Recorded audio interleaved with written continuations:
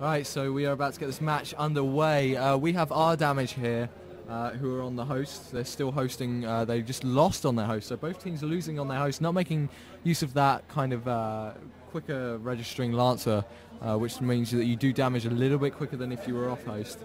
So they're really not making use of that, and it's going to be interesting to see if they can make use of it on a range-based map like this. Well, we were just talking about tactics earlier. Hopefully they can develop their tactics for this one, and you know, mix up a bit. Yeah, I mean, if they don't switch this up, then they're in a lot of trouble, Rdamage, and you know, we need to see them. We want a good match, so we want to see them switch up the tactics. Just a reminder to all of you out there, I am Hooligan. I'm the EGL Gears of War presenter for EGL4 here in London. We're at the Emirates Stadium getting this match underway on the main stage, losers bracket semi-final. And with me I have the lovely Becca Roberts from Just Structoid. And we're commentating on this match, and it's been a pretty exciting match so far, hasn't it? Yeah, it's been pretty intense.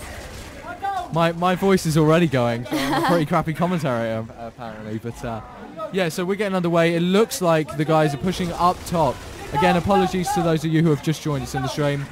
We cannot switch perspective due to technical issues. We hope we can fix this by the by the grand finals, but it's not looking good. But at least you can join some of the action here as D2 takes someone out in mid and grabs Digger. We got Tempest making a push up high. Ink grenade, stunning. Is he going to make an advantage of it? No, he's not. That was a bad move, but thankfully Vigorate clearing up their mistake. Rise of Tempest getting taken out, but Cramsey taking out Baghdad. Digger launcher trying to put some pressure on Vigorate. Vigorate getting out of there. Cramsey in some real danger here. 2v1 with the Digger getting taken out. 2v1. Oh, Vigorate! Sudden death situation here, picking up the meat shield. We got some real competition going on here. Okay, so really close matches, and finish getting taken out. Vigorate playing smart there. They have really just turned it back round, haven't they? Well, this is one. Got some great trash talk going on here from my Scottish fairy. He's quickly become one of my favourite players to watch competitively. You know, Rise of Tempest, he plays hard, he talks hard, and you know what? At the end of it, he's pretty good about it. When he lost his match earlier yesterday, he was so cool about it. Great guy, and really a lot of entertainment for the folks here spectating us at EGL London. Yeah, so it looks like they're taking on a bit of a distance here. Yeah, and Diesel taking out 2 people with it. Yeah. Baghdad cleaning up those 2 downs. Yeah, it's gone. And they're making a lot of more use of cover on this one, and not just sort of running into it. It seems like they're splitting up and taking different advantage points. So. Yeah, and also, so it's another thing to worth pointing out is, like you said, Becca. You know, we said that they had to change up their tactics, and what did they do? They changed the range. Yeah. They completely switched it up. Well, this is a map where you can really, utilise the different ranges, because, you know, with all the different buildings and trees and that kind of thing, you know, it's a lot. I mean, the last map was a lot more close quarters, definitely. wasn't it? This one, you know, you can hide and you can just pick people off one by one as they stray out. So that seems to be what they're doing. But the other team have actually cottoned onto that as they are also hiding. And it's worth pointing out for viewers at home who play public Gears of War, the church is usually a place everyone goes, but it has nothing in it in competitive Gears because everyone hides in it. So we don't allow people to hide in close quarters unless you. And it seems like. Diesel taking out 1. Almost got 2.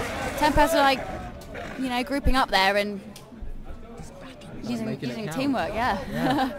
So we basically have.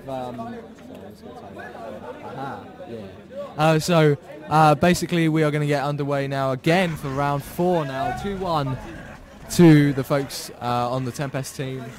French guys kind of losing a bit of momentum now. I've got a feeling that Tempest are really taking off. There are some worried faces. They're not trash talking anymore, are they? No, they are definitely not. We are pushing away here up top. They're staying at range again. As you said before, Becca, they are staying at range again. Here they go. They're making a push. Lancer Fire taking out 1 of Rdamage on the far left-hand side. Lancer across, trying to get some angles, but you know what? Tempest are playing smart Lancer play here. But Rdamage are making a push for the sniper, but he does have backup there, so he's not going to be able to do it. Risky situation here for Rdamage. They've got 1 guy going down at church. Rdamage have some really good fire going down. Lovely body shot snipe, taking him down. In combination with the Lancer damage of his friend nearby. We may lose a couple of Rdamage here. Tempest cleans it up. Diesel was doing quite well on there, though. He was really looking out for the other people in his team. Yeah, unfortunately he didn't have any backup, which obviously cost him. Tempest are playing very well, covering each other's backs now.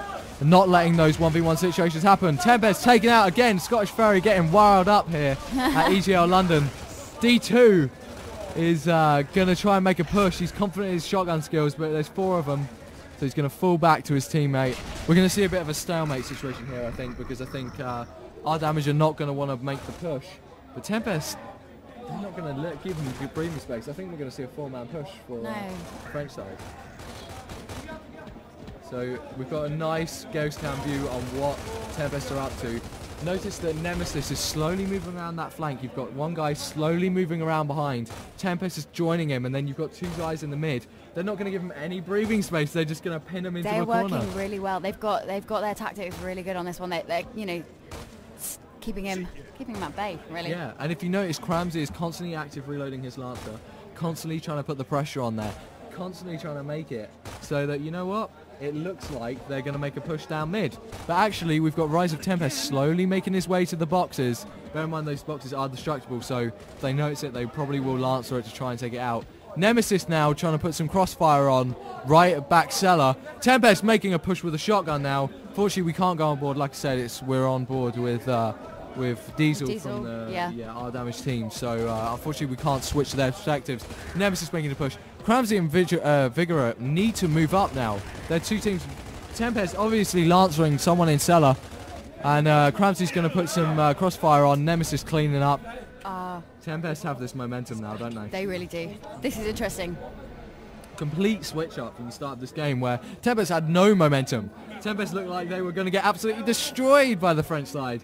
Now the French side losing confidence, not talking so much trash, and starting to get confident they're going to go down to the next round. Oh, I don't know. I mean, I was really blown away by this French team just to start with, because obviously, you know, Rdamage, they just had their, you know, just the act of pushing. They just kept pushing ahead, but it does seem like Tempest have just really crawled their way back. So it's really interesting to watch how they work together as a team, and how that's, as you mentioned, they are trying to stick together more, I think. Yeah, and also it's nice to notice that, you know, Rdamage have tried to have a switch up of tactics. They're trying to play the range game now. They're not trying to play that shotgun rush game, because Tempest, they caught on. They knew what they were doing, and, you know, Tempest have completely turned around in those shotgun situations where before Tempest getting in shotgun situations were not a good thing. Now they're covering each other's backs, and what we're seeing is that Tempest are stronger in shotgun situations. So, you know, we actually have a situation now where it's all just about Lancers. And Tempest, honestly, have been outshining in that region now as well. And Rdamage need to find the weak point in Tempest right now, because whatever weak point they found, Tempest have been smart and plugged it. Yeah. And that's just the using the same tactics over and over again. Yeah, definitely.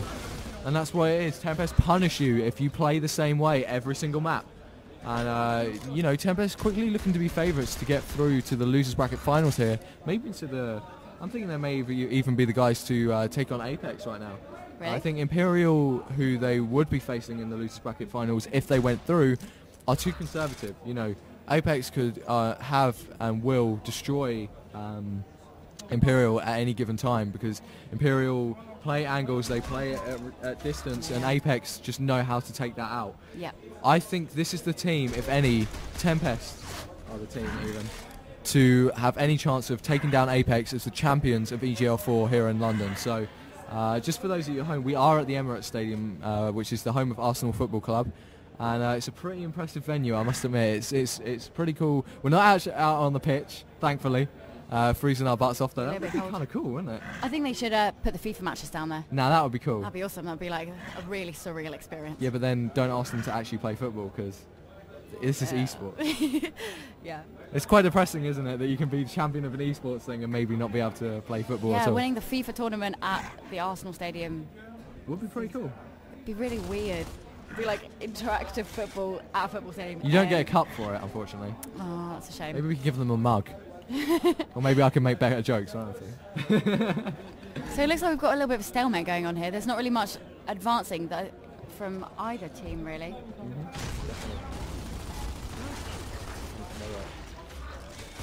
So we have 160 viewers right now. So thank you to everyone who's tuning in. Thank you for supporting Competitive Gears. This is a slower round right now, which is why we're not really talking about what's going on, because it's kind of just watching a guy bounce around and try and find someone. But you know what? I really do think we're going to see a push here from Tempest, because Tempest have nothing to lose. They're 3-1 up on rounds. If they lose another round, they've still got another round in pocket. If they lose another round, they're only just drawn levels. So I think Tempest are going to make a push. We've only got 43 seconds here. One of the things I haven't liked about EGL and about competitive gears play in general, so we're not having the man up rule here. But so when this time runs out, it's the end of the round. We stalemate it. And one of the things I don't like is when you see teams making a push in the last 20 seconds. Because to take out 4 guys in 20 seconds is something that is basically impossible. As I say, Nemesis takes out our Rdamage Diesel. But look, we've only got 15 seconds for them to make an advantage of this man-up rule. And they are trying to do that. Cramsey getting taken out by D2. But 2 Tempest guys in the middle. Baghdad going to get taken out here. But you know what? Here, this is exactly my point. You know, this is a situation where if they'd have pushed earlier, we could have had a victory for the guys, but it's not. So, and just so for those at your home, that was not a COG victory.